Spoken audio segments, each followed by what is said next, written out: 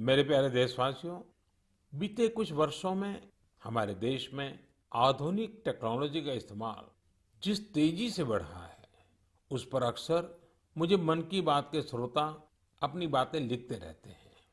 आज मैं ऐसे ही एक विषय की चर्चा आपसे करना चाहता हूँ, जो हमारे देश, विशेषकर हमारे युवाओं और छोटे-छोटे बच्चों तक की कल्पनाओं में छाया हुआ है। ये विषय है ड्रोन का, ड्रोन टेक्नोलॉजी का। कुछ साल पहले तक जब कहीं ड्रोन का नाम आता था, तो लोगों के मन में पहला भाव क्या आता था? सेना का, हथियारों का, युद्ध का। लेकिन आज हमारे यहाँ कोई शादी बारात या फंक्शन होता है, तो हम ड्रोन से फोटो और वीडियो बनाते हुए देखते हैं। ड्रोन का दायरा, उसकी ताकत सिर्फ इतनी ही नहीं है।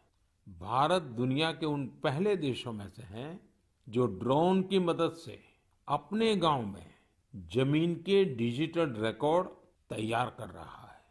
भारत ड्रोन का इस्तेमाल ट्रांसपोर्टेशन के लिए करने पर बहुत व्यापक तरीके से काम कर रहा है।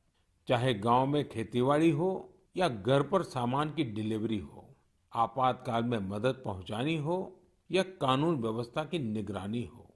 बहुत समय नहीं है जब हम देखेंगे कि ड्रोन हमारी इन सब जरूरतों के लिए तैनात होंगे।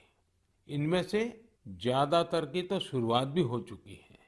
जैसे कुछ दिन पहले गुजरात के भावनगर में ड्रोन के जरिए खेतों में नैनो यूरिया का छिड़काव किया गया।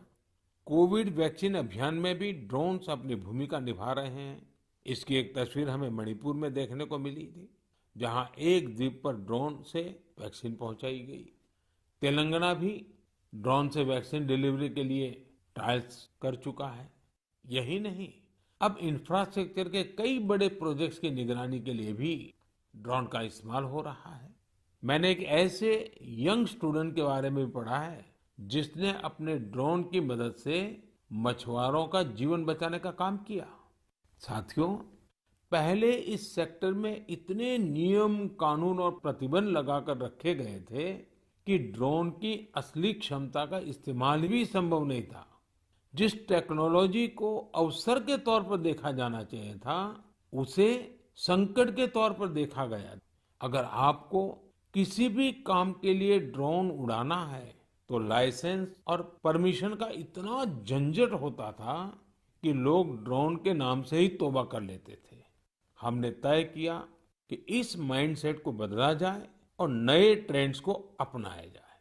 इसलिए इस साल 25 अगस्त को देश एक नई ड्रोन नीति लेकर आया। ये नीति ड्रोन से जुड़े वर्तमान और भविष्य की संभावनाओं के हिसाब से बनाई गई है। इसमें अब न बहुत सारे फॉर्म्स के चक्कर में पड़ना होगा, न ही पहले जितनी फीस देनी पड़ेगी।